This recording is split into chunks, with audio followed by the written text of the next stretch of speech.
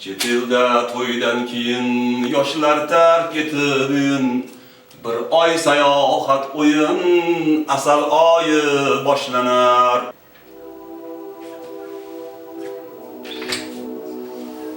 Assalomu alaykum. Assalomu alaykum.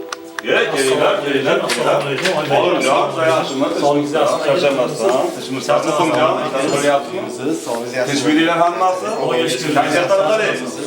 Ijodda bo'lyaptimi aka? Xudoga shukr, mana ijodlarni tekshirib boryapmiz endi. Boshliqlardan.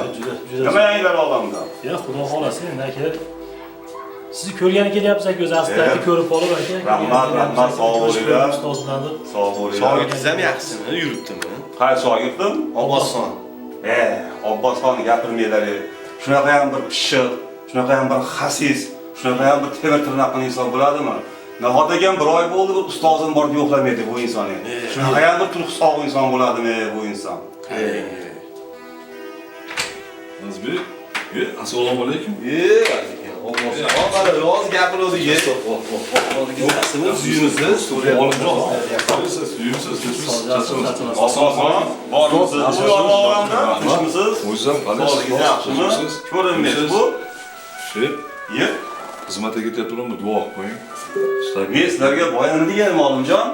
Bu Obbosxon juda ham madaniyatli, farosatli, puli ochiq demadimmi sizlarga? Qarang, yuzidan nur yog'iladi Obbosxon deb. Rahmat. Obbosxonni ko'rsangiz, kayfiyati ko'tarilib ketar ekanda, aka. To'g'ri aytasiz aka. Nuqsonlimi, qorami, yuzi uni yuzidir. Bo'stonda eng zo'r hofiz Obbosxonning o'zidir. Rahmat, ustoz, rahmat.